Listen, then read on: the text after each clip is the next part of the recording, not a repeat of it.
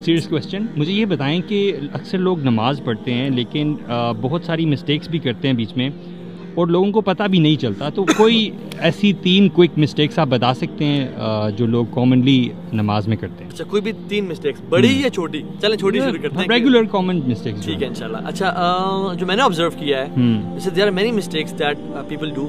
3 جو میں آپ سے ذکر کر لیتا ہوں. نمبر 1 از، جب بھی نماز میں اللہ کے نبی صلی اللہ علیہ وسلم ایک پوزیشن سے دوسری پوزیشن میں جاتے تھے نا، تو وہ پوزیشن کا جو شفٹ ہوتا تھا اس میں پڑھتے تھے اللہ اکبر.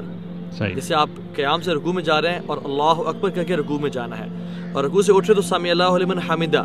یہ اس موومنٹ کے دوران ہمیں تکبیرات اور سمی اللہ لمن حمدہ کہنا چاہیے.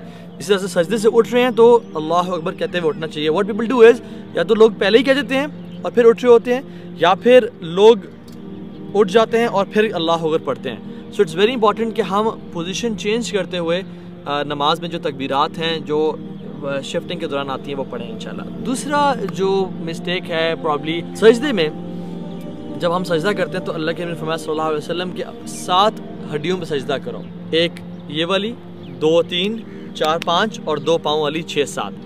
ہم جو ایک غلطی کرتے ہیں وہ یہ کہ جب ہم سجدہ کرتے ہیں تو ہمارا ماتھا تو یس ٹچ ہو رہا ہوتا ہے لیکن ہمارا ناک اٹھا ہوا ہوتا ہے. تو یہ جو ہے نا، یہ ایک ہی ہڈی ہے جس پہ رسول اللہ صلی اللہ علیہ وسلم سجدہ کیا کرتے تھے. تو always touch your nose to the ground تاکہ آپ کا سجدہ کمپلیٹ اور مکمل ہو، ورنہ وہ سجدہ فالٹی ہو جاتا ہے. میں نہیں کہہ رہا اس سے نماز قبول نہیں ہوتی، لیکن this leaves something from the prayer. اور تیسری چیز، چلے ایک بڑی بھی ذکر کر لیتا ہوں انشاءاللہ میں. شیخ البانی رحمہ اللہ نے اپنی کتاب سلسلۃ الاحادیث الصحیحہ میں ایک حدیث لے کے آیا جس میں ایک شخص ہوگا جو کہ 70 سال کا ہوگا اور وہ نمازیں پڑھ کے آئے گا، اس کی ایک نماز قبول نہیں کی جائے گی.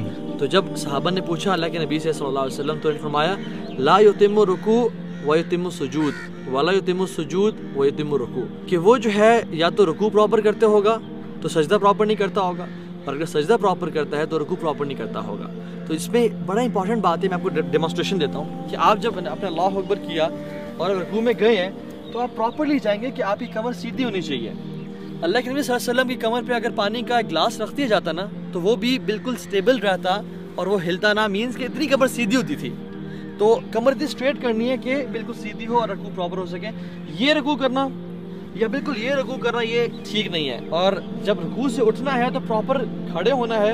لوگ کیا کرتے ہیں انفارچونیٹلی، رکوع میں کھڑے ہیں سمع اللہ لمن حمدہ اور پھر جو ہے نا سجدے میں گر گئے. تو اٹس ویری امپورٹنٹ کہ ہم نا اپنے رکوع اور سجدوں کو پراپر بنائیں، کیونکہ سب سے جو بدترین چور ہے حدیث کے مطابق وہ شخص ہے جو کہ رکوع اور سجدے میں چوری کرتا ہے. تو یہ 3 مسٹیکس جو میں نے آپ سے شیئر کر لوں.